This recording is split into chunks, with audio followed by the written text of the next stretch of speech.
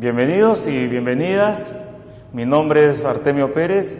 Voy a acompañarles a ustedes en este tema que tiene que ver con mecanismos de participación ciudadana y el sistema representativo. Vamos a estar a lo largo de la semana, supongo, conversando en los temas que les quedan duda o hay que aclarar o hay que debatir, hay que profundizar. Un tema muy fascinante.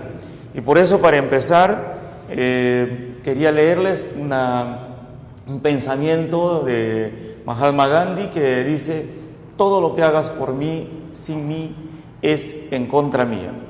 Entonces, a lo largo del curso vamos a tomar en cuenta este pensamiento, porque muchos de nosotros nos involucramos en proyectos de desarrollo, en procesos participativos. A veces estamos trabajando en el Estado, en alguna ONG, en alguna empresa, en alguna universidad, y perdemos el foco central de cómo trabajar con los seres humanos, que es provocándoles, invitándoles, desarrollando sus capacidades para que ellos se valgan por sí mismos.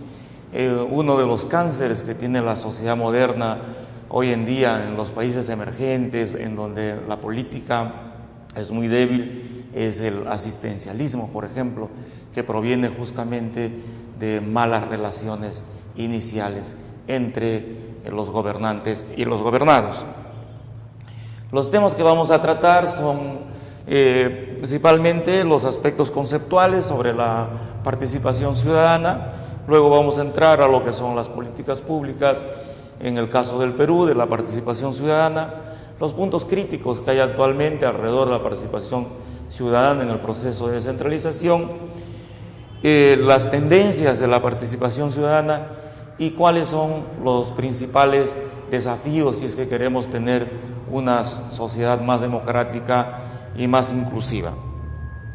Empezaremos entonces por los aspectos conceptuales de la participación ciudadana. La participación ciudadana podemos entender como la facultad que tienen todas las personas para intervenir en la vida política de su territorio, de su municipio, de su nación, participar en la formulación del quehacer del Estado y direccionar las políticas gubernamentales, y así como integrar diversos organismos del Estado. Entonces, la participación ciudadana tiene que ver con cómo a los ciudadanos y a las ciudadanas nos asiste el derecho en todo aquello que atañe a nuestra comunidad, a nuestro distrito, a nuestra región y a nuestra nación. Decirlo es fácil, concretar en la vida cotidiana es mucho más complejo, mucho más en países como los nuestros, en donde existen grandes brechas en el acceso a la información, grandes brechas en el acceso a una educación de calidad y en el acceso a la educación cívica, finalmente, que está en la base, diríamos, de una participación ciudadana responsable. Participar puede sonar como una batalla, como un grito de batalla, como una gran aspiración, como la filosofía de una sociedad o como la concreción cotidiana del quehacer de los ciudadanos. Para que la participación ciudadana realmente se convierta tanto en los decisores de las políticas como en los ciudadanos en una conducta cotidiana, requiere estar mínimamente organizada, porque no hay peor participación que aquella que es caótica. Bueno, la peor es que no existan mecanismos para participación, pero la siguiente es que sea absolutamente caótica. Entonces, siempre nos preguntamos dónde intervenir, ¿no es cierto? ¿Cómo intervenir? ¿En qué aspectos intervenir? ¿En qué decisiones estatales intervenir? ¿Dónde nos integramos al Estado? ¿Cómo nos integramos al Estado? Son preguntas iniciales que después se van respondiendo, porque justamente las políticas públicas tratan de encauzar, de ordenar la participación ciudadana. Muchas de ellas también tratan de encorsetar, de reprimir o de suprimir la participación ciudadana. Entonces, si todos estamos de acuerdo, los que compartimos los valores democráticos, estamos de acuerdo en que hay que hacer participación ciudadana, ¿por qué es que muchas veces nos sentimos frustrados o vemos que no hay los suficientes mecanismos de la participación ciudadana, o que pese a que existan los mecanismos, los ciudadanos no participan como nosotros pensamos que deben hacerlo? Primero, hay que tomar en cuenta que la participación ciudadana es un proceso bastante compleja, mucho más compleja en sociedades como las nuestras, ¿no? Como decía Jorge Basadre, la tragedia del Perú es que siempre se debate entre un empirismo estatal y un gran abismo social. Y el abismo social significa las grandes desigualdades que mantenemos en el país, que están cuyo factor reproductor es fundamentalmente el acceso a la educación y a otros servicios fundamentales como la nutrición y la salud. Pero la educación siempre ha sido una palanca importante para la movilidad social.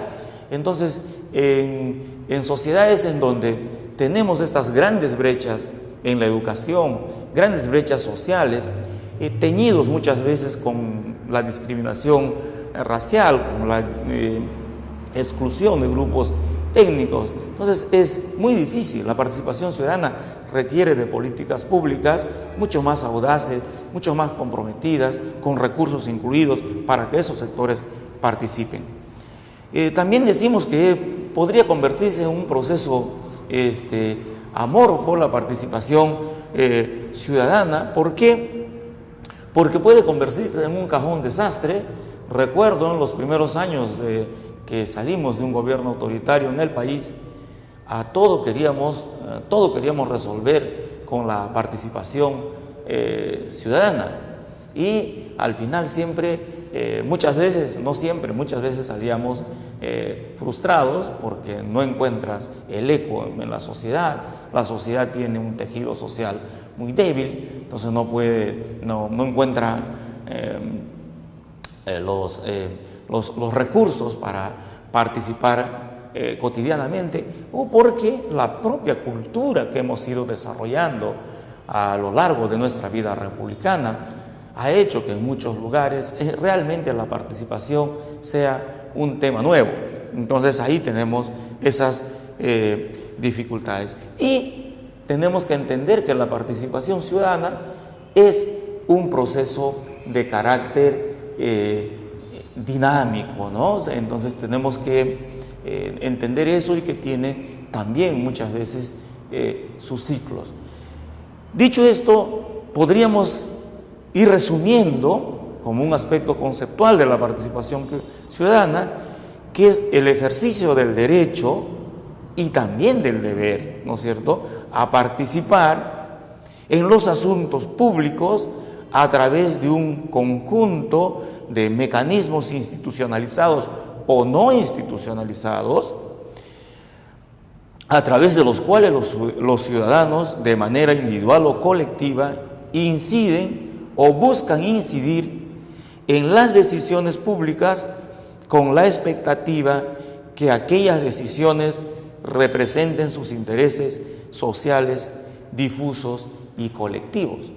Cuando hablamos de los derechos difusos, nos estamos refiriendo a aquellos derechos que es difícil individualizar, que corresponden a toda una localidad, una sociedad. Por ejemplo, nuestras preocupaciones ambientales por la contaminación del aire es un tema que tiene que ver con el derecho difuso. Todos tenemos derecho a tener buenas áreas verdes, a que la emisión que hagamos de los gases de efecto invernadero, la ciudad tenga capacidad de capturarles o producir mucho más, etcétera. Son debates en los cuales los ciudadanos deben participar.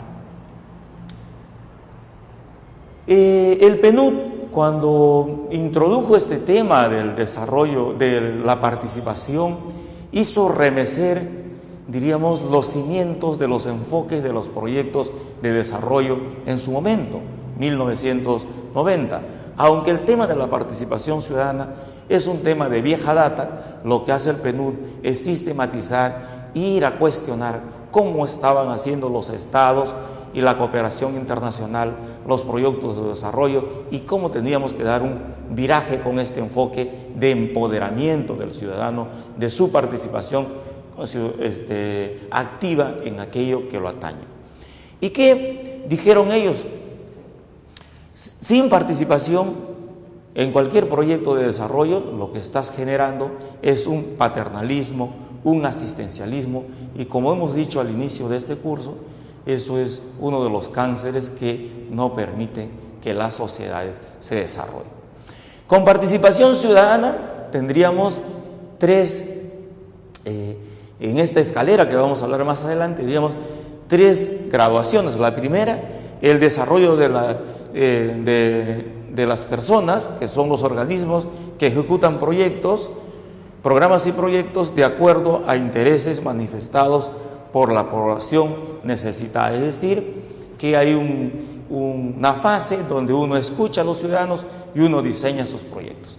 Pero eso, según esta perspectiva, este enfoque, no es suficiente.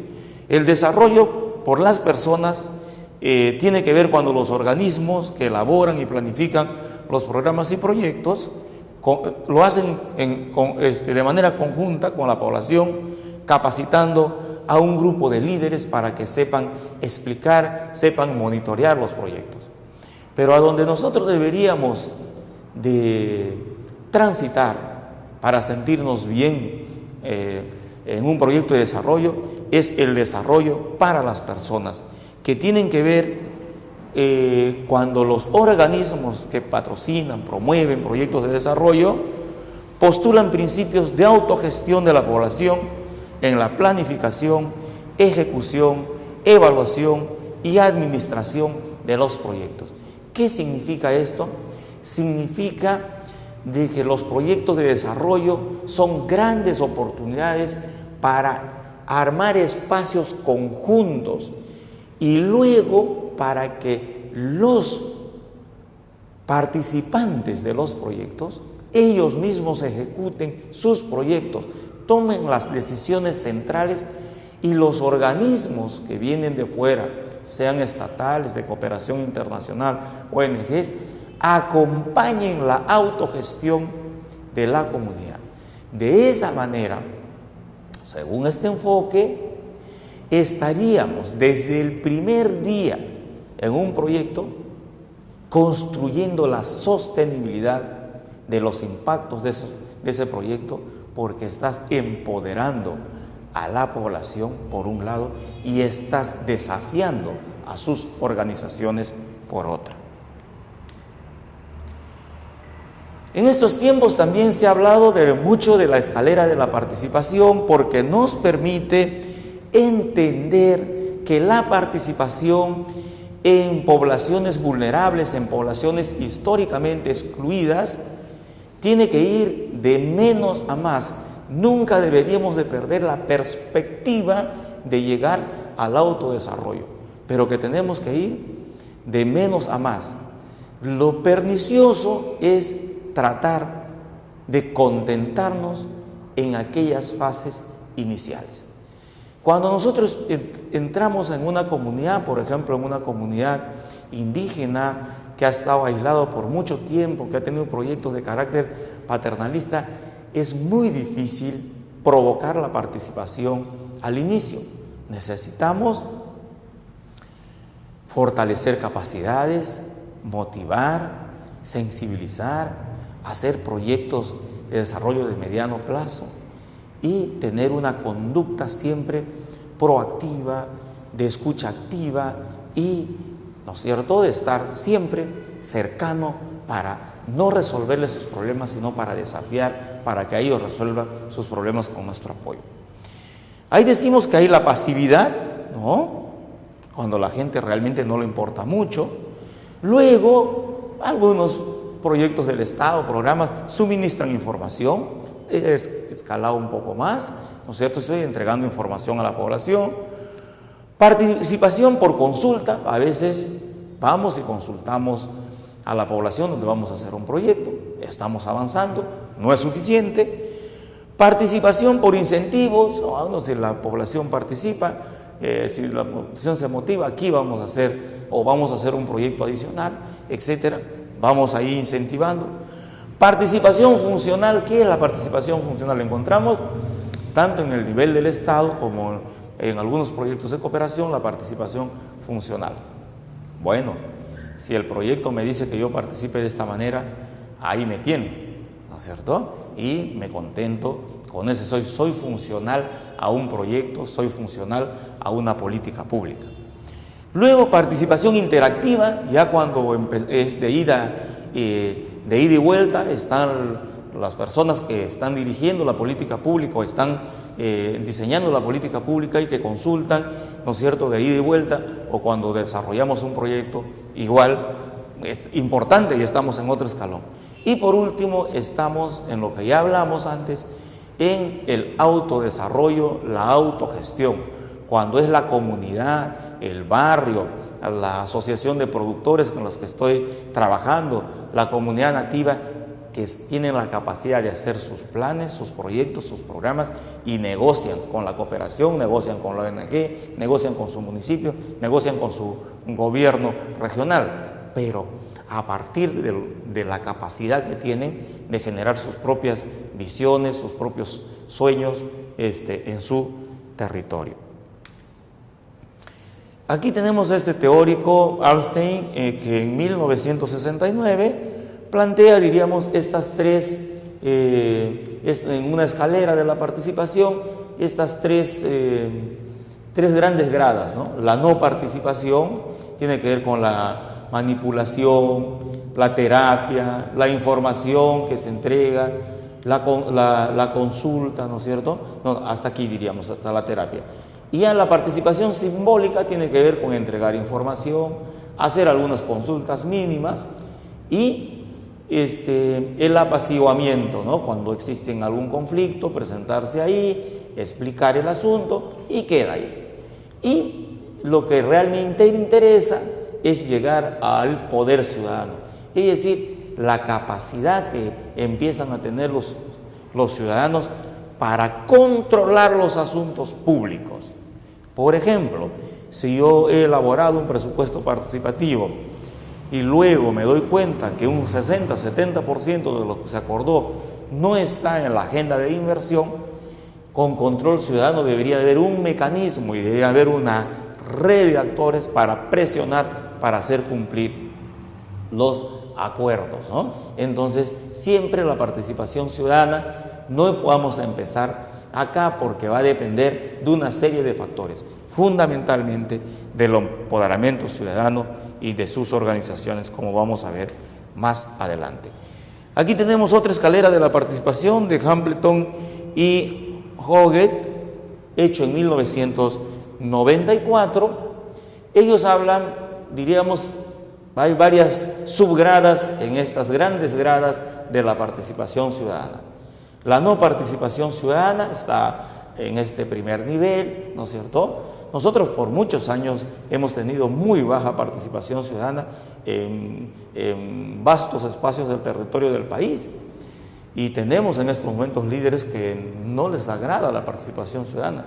Tenemos partidos políticos que tampoco les agrada la participación ciudadana porque ellos creen que la participación ciudadana se da a través solamente del voto popular y que ellos son los únicos que tienen que hacer la intermediación política entre los intereses de los ciudadanos y el Estado.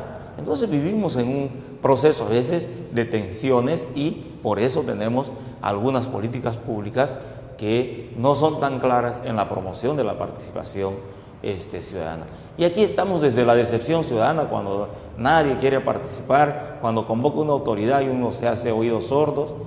Hay la consulta cínica, o sea, ya sé que el señor ha decidido tal cosa, pero vamos a consultar, pero vamos a hacer finalmente lo que nos parezca, ¿no es cierto?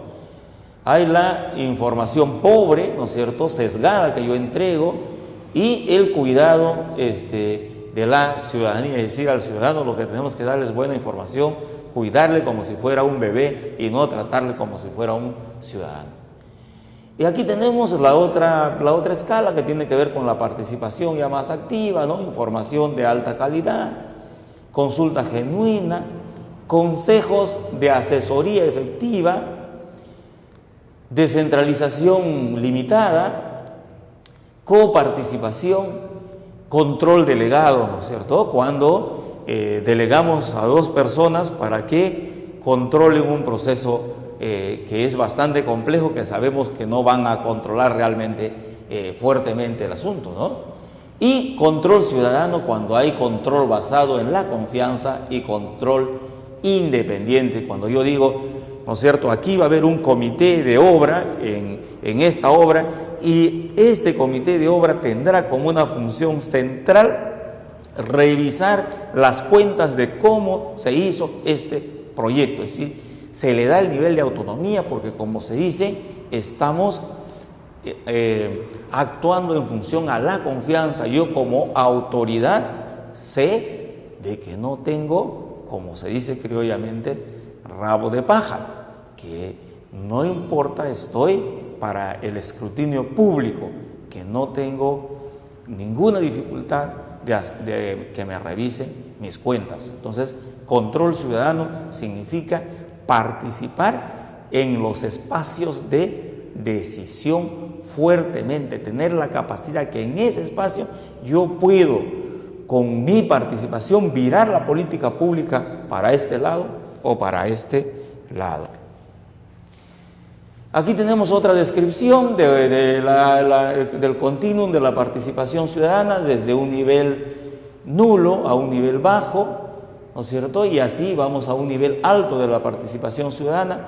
En el nivel nulo solamente es receptor de información. Por ejemplo, en mi distrito me llega información por debajo de la puerta. Entonces, ese es un tipo de participación casi nulo. Yo no tengo cómo retroalimentar, diríamos, el objeto de consulta.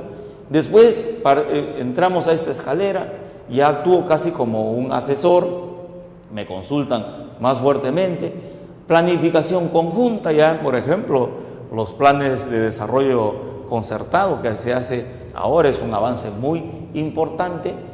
Ejercemos control por delegación, ¿no es cierto? Cuando, por ejemplo, elegimos los miembros para el Consejo de Coordinación Local, los miembros para el Consejo de Coordinación Regional. Y por último estamos acá, ejercicio de control, que como ya hablamos antes, ahí los ciudadanos están empoderados y tienen la capacidad, diríamos, de dirigir, no de dirigir, sino de direccionar la política acordada, dialogada, hacia donde más convenga a la comunidad. Y si es en un proyecto, es cuando la comunidad identifica su problema, se moviliza para resolver ese problema y busca aliados para resolver su problema. Y no al revés, cuando la participación es baja, existe un problema en la comunidad, los dirigentes están esperando que llegue el alcalde distrital o el provincial, o que llegue una ONG que les diga qué se puede hacer. Cuando ya estamos hablando en que se ejerce control, lo que se está diciendo es que la iniciativa parte de las comunidades y buscan aliados fuera. Aquí tenemos, resumiendo, ¿no es cierto?, hay un nivel mínimo de influencia en la participación ciudadana cuando uno se contenta con recibir cierta información. Luego va subiendo cuando las autoridades, los proyectos empiezan a consultar y van tomando en cuenta algunas cuestiones de las cosas que han consultado. La coparticipación, cuando se hacen estos comités de asesoría, comités de acompañamiento, comités de vigilancia, ¿no es cierto? Después delegación, ¿no es cierto?, cuando empezamos, ¿no es cierto?, a identificar las preferencias ciudadanas y además hacemos que hayan algunos espacios en donde los ciudadanos pueden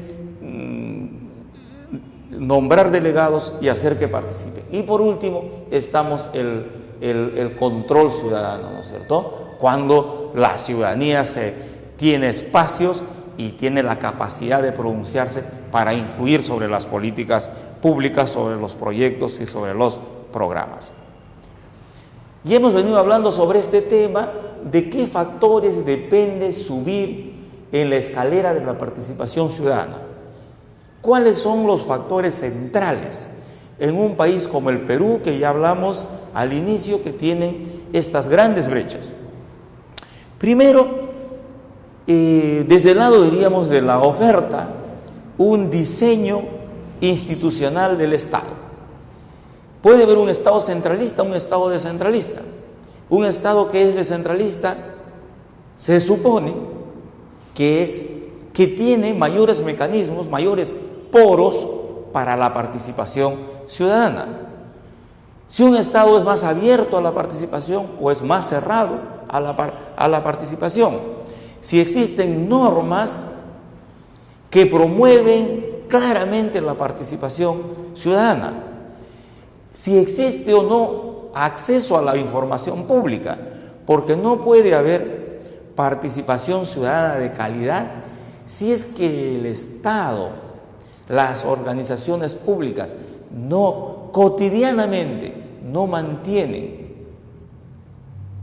informado a la población y no tienen los mecanismos para que la población acceda a dicha información. Segundo, ¿de qué otra cosa depende? Depende del régimen político. Si estamos en un régimen democrático, si estamos en un régimen monárquico, aristocrático, si estamos autoritario, fascista, etc. ¿No? Nosotros vivimos ahora un país democrático, diríamos, estamos entrando al tercer gobierno, 15 años, ¿no es cierto? Hemos pasado la maldición de los 11 años, de una u otra manera hemos ido transitando a un estado donde existen mayores mecanismos de participación ciudadana, pero nos falta muchísimo por recorrer. Está también las capacidades y empoderamiento de los ciudadanos y sus organizaciones, lo que se llama el ejercicio de ciudadanía. Y ya hemos estado reflexionando, ¿no es cierto?, en el Perú hay muchos estudios que se han hecho sobre cómo y por qué la ciudadanía participa de una manera A, de una manera B, de una manera C, cuál es la calidad de la participación de los ciudadanos en los asuntos públicos. Lo cierto es que en nuestro país existe un segmento de la población, fundamentalmente clase media y hacia arriba, que tienen la capacidad de acceder a información y tienen los recursos, ¿no?, en el lenguaje, en la capacidad propositiva para negociar cosas que deriven en políticas públicas. La tragedia en el Perú es que existe un vasto sector, justamente ahí donde está la pobreza, en donde la información no llega, la calidad de la educación es baja, el nivel educativo también es bajo, donde tenemos sectores que requieren de un proceso largo de empoderamiento. En los últimos años hemos visto algunos conflictos sociales que del conflicto no derivan en una propuesta que cambie realmente la vida de la gente. ¿Por qué? Porque participación ciudadana no es solamente la protesta. Es más, la participación ciudadana vista solamente como la protesta es una mala participación ciudadana, porque no va a conducir a nada. La protesta debe ser, en todo caso, parte de una estrategia de la participación ciudadana, porque si yo hago una protesta, debe estar claro que yo ya en mi mente he tenido esos nuevos mundos posibles por edificar, esas nuevas reglas de juego que yo quiero que se implementen, porque si no son estados de ánimo y que no, pasado el conflicto, no logramos, diríamos, esa articulación para salir de esas dificultades. Entonces, ejercicio de ciudadanía es clave, mucho por trabajar, todavía tenemos mucho por trabajar todavía en nuestro país. Y por último, influye bastante el tema de la cultura ciudadana. Y la cultura ciudadana, analizarla es muy interesante, ¿no? Por ejemplo, en las comunidades campesinas, con donde he trabajado alrededor de 25 años, ellos son, en su debate comunal, son muy iguales entre ellos. Alta democracia, pero eso es participación social, no es tipo de participación política de la que nosotros estamos hablando. Cuando llega un proyecto, llega un ingeniero, se vuelve asimétrica. Empiezan a ver al ingeniero de otra manera. Eso estoy hablando de las más tradicionales. Ahora tenemos todo tipo de comunidades campesinas también, las más articuladas a las ciudades, a los mercados, aquellos que se han nutrido de los retornantes en las zonas de violencia. Ellas han cambiado un poco, pero las otras no. Entonces sienten y ven a la gente de fuera de otra manera, y el debate, el diálogo ya no se hace de igual a igual.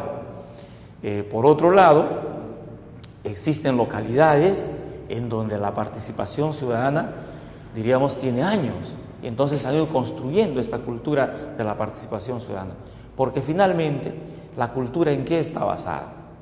La cultura está basada en las costumbres, y las costumbres están basadas, se hacen en base a actos repetitivos.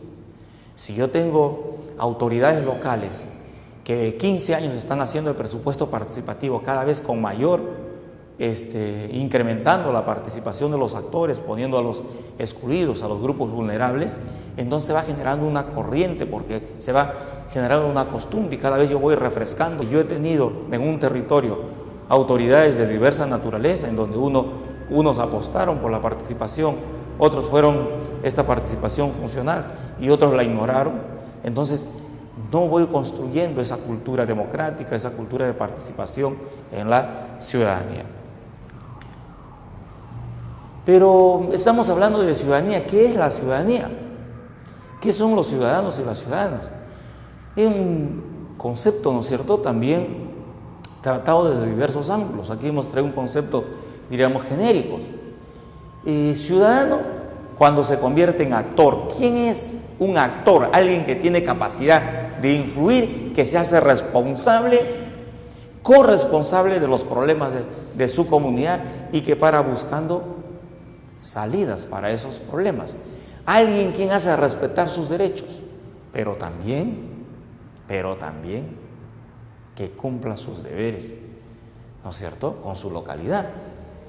Entonces, alguien que tiene opinión, alguien que tiene capacidad para decidir, que tiene el derecho para decidir, que se siente, que tiene el derecho para actuar, ¿no es cierto?, en los asuntos públicos, y que son sujetos de derecho de acompañar y de ser acompañado también en las decisiones que se tomen, en la implementación de las políticas, en la implementación de los proyectos, en la implementación de los programas. Y yo he puesto aquí, en esta base, el tema de los deberes, que tiene que ver con cómo, ¿no?, con los deberes yo genero una conciencia cívica mayor. En los últimos años, lo que ha sucedido, en los últimos 15 a 20 años, en varios países de América Latina, es que hemos trabajado solamente sobre el tema de los derechos, ¿no? Y hemos ido construyendo una ciudadanía demandante y eso está bien. Es una parte de esta novela. Pero la otra parte central para construir una sociedad más inclusiva, más justa, más equitativa, es que también seamos conscientes de nuestros deberes. Tenemos que equilibrar la balanza entre los derechos, ¿no?, fundamentales, por los cuales tenemos que pelearnos en buena lid todos los días, con lo que son los deberes. En muchas localidades en el país en donde estuve, donde hicimos presupuesto participativo, hicimos planes de desarrollo local, participativo, etc. Una de las preguntas que yo hacía era, ¿cómo está acá el tema de la tributación?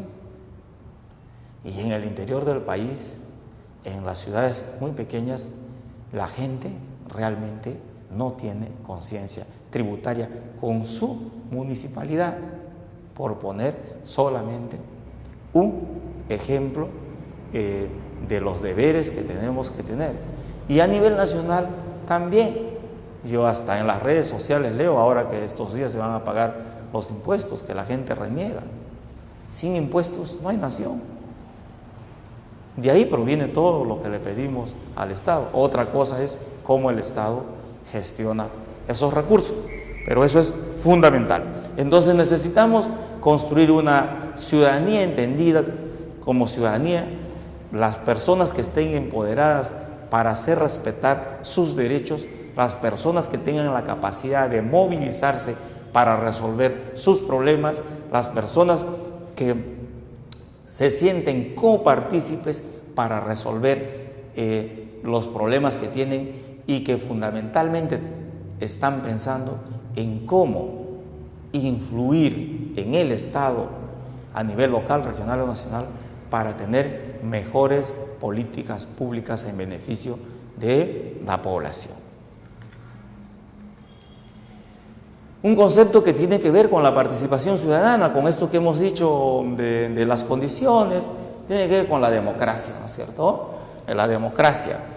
¿Qué es la democracia? Bueno, diversos conceptos, pero aquí hemos tenido un concepto muy sencillo: modo de vida de la sociedad de ciudadanos, con capacidad de ejercer sus derechos civiles, económicos y sociales.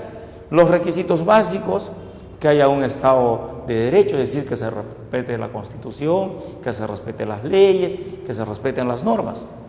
Que haya separación de poderes, el Poder Ejecutivo, el Poder Legislativo, el Poder Judicial, ¿no es cierto? Se habla también del Poder Electoral. Que las autoridades elegidas por sufragio popular y libre, ¿no es cierto?, que se garantice eso. Estado más cercano a las mayorías, que es un gran desafío en el caso de nuestro país. Por eso es que a veces la población desconfía mucho del carácter democrático o de la democracia, porque siente que es un concepto vacío que finalmente no le da mejor calidad de educación, no le da mejor calidad en el acceso a la salud. Participación ciudadana responsable y pacífica, que estamos hablando ahora. Modernidad, transparencia y eficiencia en la gestión pública, que haya una buena gestión pública al servicio del ciudadano. Libertad de prensa es central, ¿no? Libertad de prensa, aunque últimamente hay un debate, ¿no? O sea, libertad de prensa es igual a libertad de empresa. Un grupo puede tener todos los medios de comunicación, de cada 10 periódicos que compras, 8 que sea de un solo color, de una sola tendencia.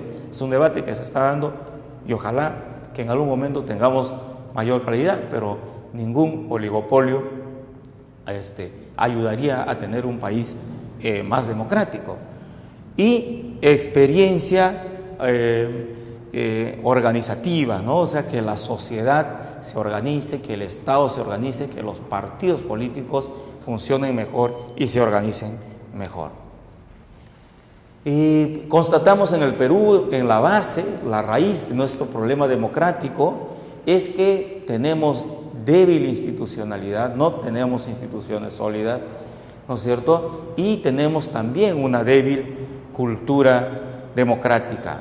La idea es cómo transitar, cómo trabajar algunos principios, algunos valores democráticos que son fundamentales para ir cada vez construyendo este árbol de la democracia.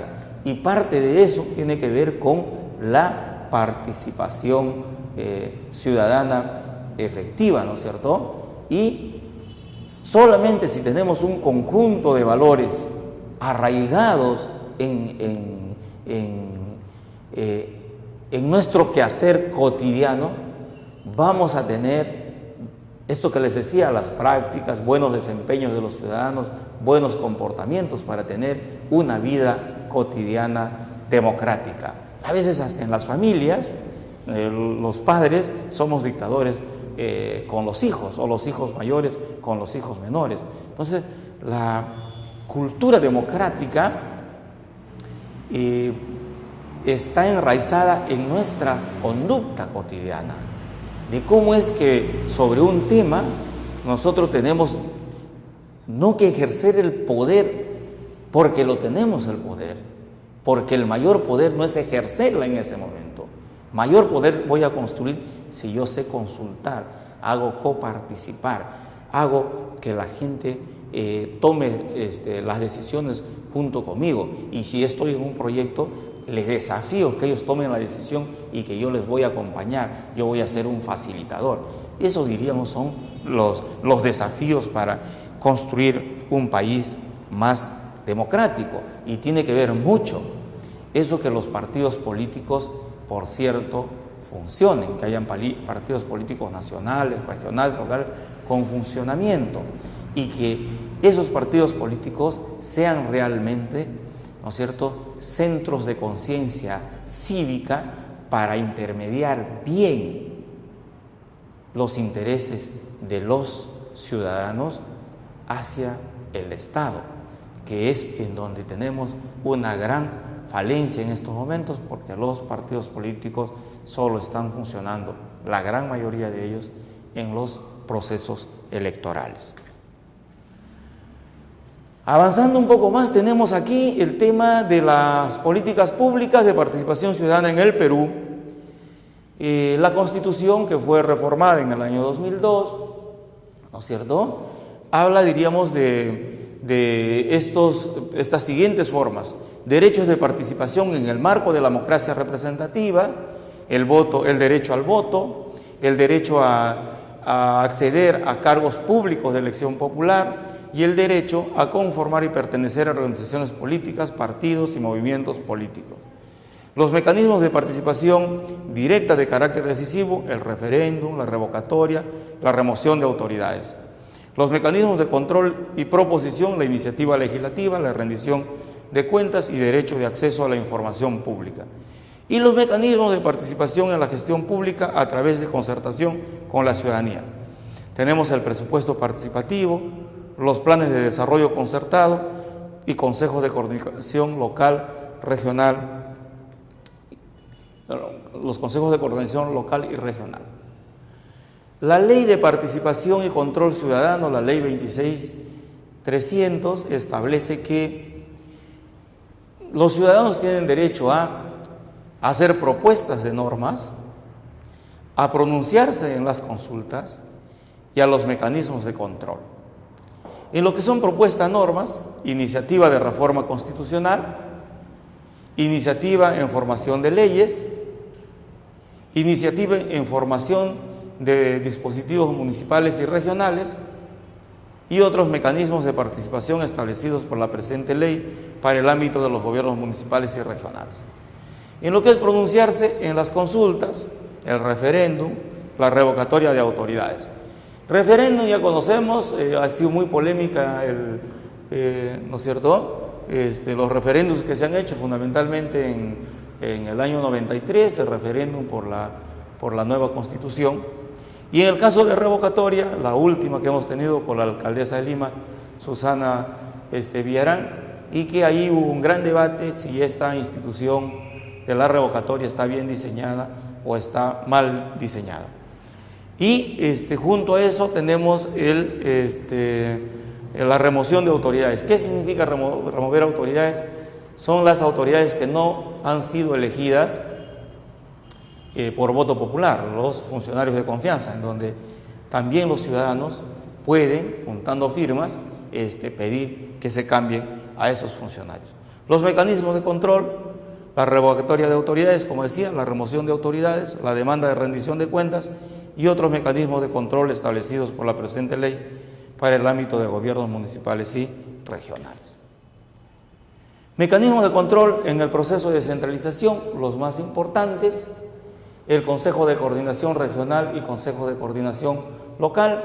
Como todos sabemos, se dice que los consejos de coordinación regional debe estar constituido por el 60% que provienen, ¿no es cierto?, del gobierno regional, y el 40% de la sociedad civil, y los mecanismos de coordinación local, tanto provincial como distrital, de igual manera.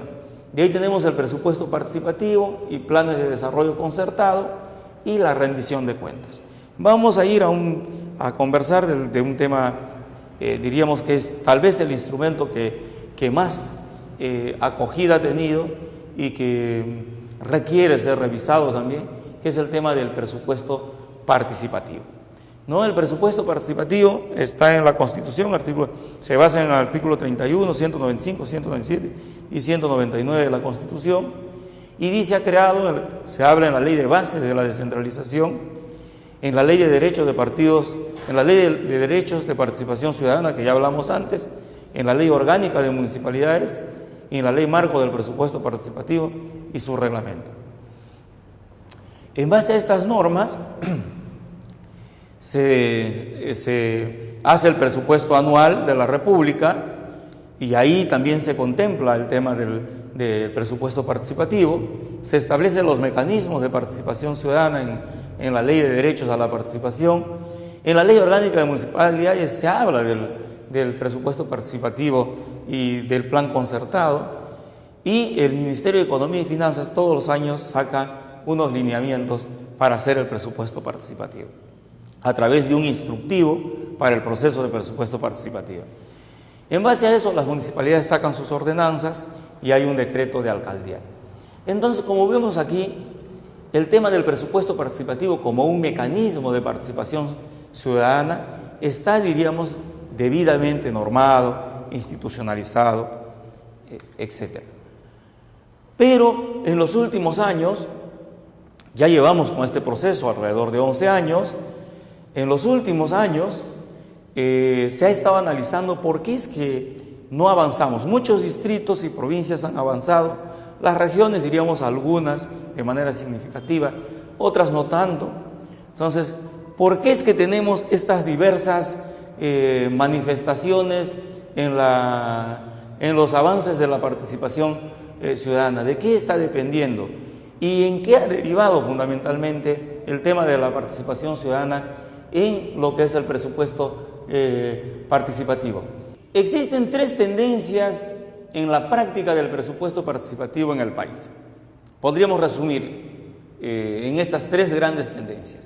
Uno son los institucionalistas. ¿Quiénes son ellos? Son los municipios, las regiones, que hacen porque la ley obliga, porque la ley dice. Lo toman como un requisito burocrático, porque hay que presentar al Ministerio de Economía y Finanzas. Entonces se trata de hacer lo menos posible, con la menor cantidad posible, con la menor difusión posible, para cumplir ese requisito.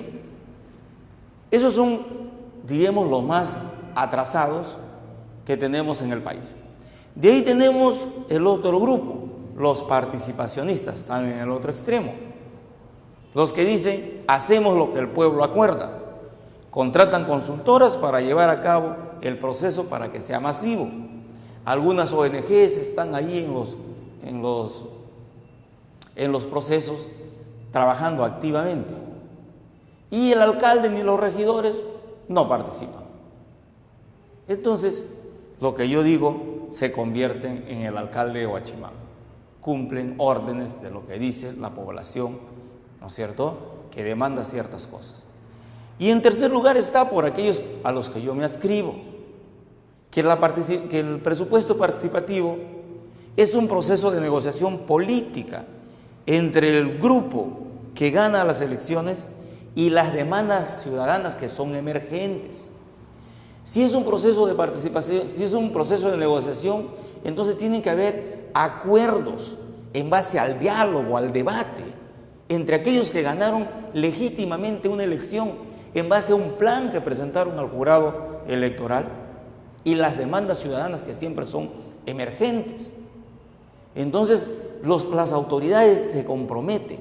Entonces, de esas discusiones y tensiones, muchas veces de esos conflictos, surgen estos nuevos proyectos, que son los proyectos estructurantes del desarrollo, junto a otros proyectos más pequeños que son de carácter comunitario.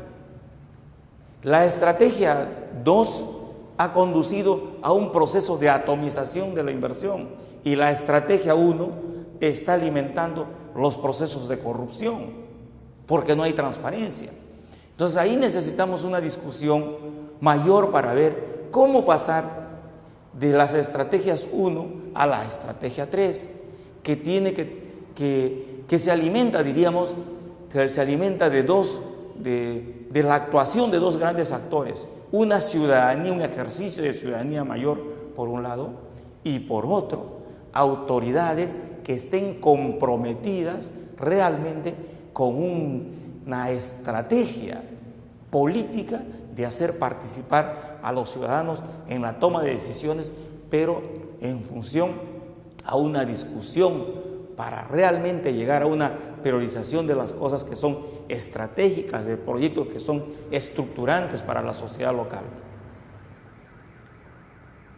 ¿Cuáles son los puntos críticos en la participación ciudadana en el contexto de la descentralización en los últimos 10 años?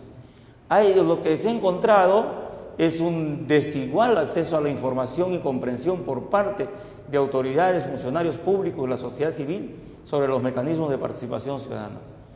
Un cumplimiento formal de mínimos exigidos por ley para el funcionamiento de los mecanismos de participación, ya hemos hablado, expectativas y límites en los procesos de presupuesto participativo, vínculos aún débiles entre participación y descentralización, la voluntad política como factor que alienta o limita la participación ciudadana, es decir que como tenemos una débil formación en muchos lugares de la ciudadanía, un débil empoderamiento, mucho depende, varios análisis que se dicen, mucho depende de lo que diga el alcalde, de que si el alcalde quiere o no quiere que sea participativo. Pero tenemos experiencias en donde la ciudadanía se ha empoderado y vino un alcalde que no era tan participativo, no duró 3 meses, le tuvieron que sentar y el alcalde de ahí para adelante tuvo que incluir como parte de su política pública la estrategia de participación ciudadana. O sea, eso es importante tomar en cuenta. Recursos para promover la participación ciudadana es otro tema. O sea, nosotros queremos que participen los más pobres. Los más pobres siempre están en las periferias, están en las comunidades más alejadas. Tendrían que venir con sus pasajes, su día, etcétera. ¿Cómo resolver esos problemas?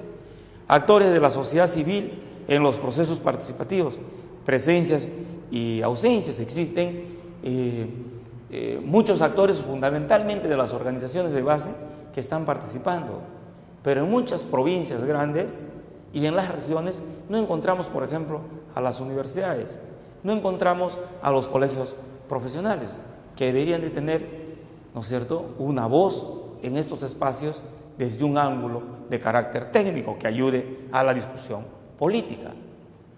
¿Cuáles son las tendencias actuales de la participación en el marco de la descentralización? Primero, una descentralización y mecanismos de participación ciudadana creadas en el marco de su implementación que están desarrollándose poco a poco con muchísimas dificultades, ¿no? Muchas veces por esos desencuentros que hemos dicho entre un estilo de hacer gobierno de los que ingresan y una ciudadanía muchas veces poco empoderada por otro lado. La información como presupuesto esencial para la participación ciudadana y sus distintas formas de comprender la participación es otra dificultad que encontramos y es otra tendencia, es decir, no es uniforme. No encontramos las páginas web con la información del presupuesto, por ejemplo, y de todo lo que debería de estar ahí actualizado en los municipios distritales, provinciales y a nivel nacional. Como hemos dicho, el liderazgo de las autoridades no es tampoco uniforme y no es que el partido político sus líderes todos estén con la participación ciudadana. No hay una conducta uniforme de los líderes de un partido político respecto a la participación ciudadana, depende de las personas. Lo que quiere decir que en los partidos políticos también no está muy claro qué rol debe jugar la participación ciudadana y por qué la participación ciudadana hoy en día debe ser un punto importante en cualquier diseño, implementación evaluación de las políticas públicas. El presupuesto participativo, ya hemos dicho que se ha masificado en el país, pero la tendencia es que la calidad se ha estancado. Al principio hubo mucho apoyo desde dentro y desde fuera, y que requiere el presupuesto participativo, diremos, un reimpulso para refrescar tanto el concepto, las metodologías, pero fundamentalmente lo que queremos al final, un proceso de empoderamiento de los ciudadanos, de sus organizaciones, y un mayor control de los asuntos públicos por parte de los actores locales. Una débil representatividad de la sociedad civil. Somos conscientes en el país, las organizaciones sociales no pasan por un buen momento. Hay, diríamos, una atomización de las organizaciones sociales y un debilitamiento fundamentalmente de aquellas de segunda y tercer nivel. Escasos recursos para promover la participación ciudadana, y los sujetos de la participación, los actores, ¿no es cierto? Volvemos a decir, si hablamos del presupuesto participativo, si hablamos del diseño de algunas políticas públicas regionales y locales, encontramos participación de algunas ONGs importantes, participación de algunos gremios importantes, pero grandes ausencias como los colegios profesionales, como las universidades, como sectores que lamentablemente no están organizados y no hay para ellos un mecanismo para decir elijan 2 delegados y vengan a participar. Entonces ahí encontramos esas dificultades y hasta ahora no tenemos respuestas. ¿Cuáles son los grandes desafíos? Primero, una descentralización exitosa debe tener como uno de sus pilares la participación. Así está diseñado el sistema en el país. Que tienen que profundizar la democratización, así también dicen los principios. Pero ahí tenemos las dificultades. ¿Cómo fortalecer el ejercicio de ciudadanía de poblaciones pobres y excluidas? Que debe ser el interés mayor, porque ahí es donde están vulnerando los derechos. ¿Esa participación es de carácter automática? Creemos que no.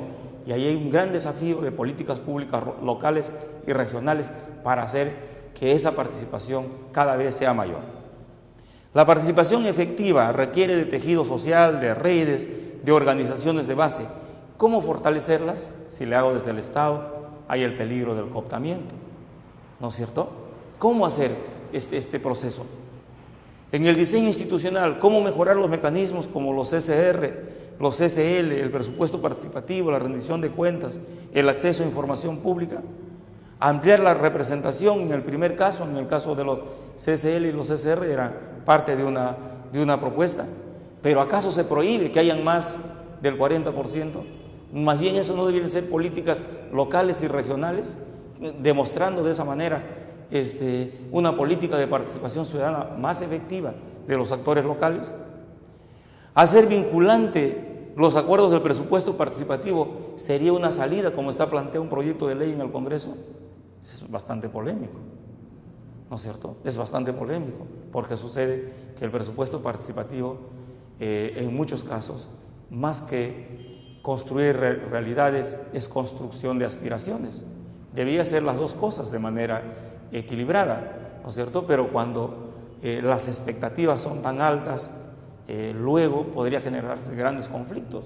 Requeriría de ajustes en otros lados, no solamente en la norma. Modificación, la regulación de las consultas para la revocatoria. ¿Qué modificamos en la ley de la revocatoria? Definitivamente hay que hacer algunas modificaciones, porque como hemos visto en el caso de Lima, realmente diríamos, las revocatorias en muchos lugares se justifica, y en otros, el día que ha salido un alcalde, los otros 5 candidatos ya se han juntado para juntar firmas a partir de que se abra el proceso en el año siguiente para la revocatoria. Entonces ahí tenemos que pensar un poco más en ese tema, ¿no? Luego tenemos cómo ir al tema de la reforma electoral de los partidos políticos. Es otro tema central que no se quiere tocar o ya se hizo algunas modificaciones, pero han sido absolutamente insuficientes. Y los movimientos locales, cómo hacer que realmente existan movimientos locales y regionales fuertes y que no se presenten en estos, justamente cuando solamente se dan las elecciones. Y tenemos el tema de cómo trabajar, afrontar la descentralización, la descentralización de la corrupción. Tenemos el caso de Ancash, pero no es solamente Ancash. Tengo alumnos de manera descentralizada, todo el mundo, si te invita a un café, te habla del diezmo, entre comillas. Ahí donde hay canon minero, ya es una práctica de que te piden el 10% para las obras. Antes, cuando todo era centralizado, supongo que la corrupción era altamente centralizada y no llegaban abajo, pero ahora está esta discusión en los corrillos y empieza a parecer como algo normal. Eso está carcomiendo la conciencia cívica de los que participan en política y está carcomiendo, ¿no es cierto?, la ética de los funcionarios públicos de carácter local. Es un tema que hay que discutirlo. Bueno, con esto estamos cerrando el módulo. Es más que una cosa a profundidad, es una provocación para interactuar esta semana con ustedes.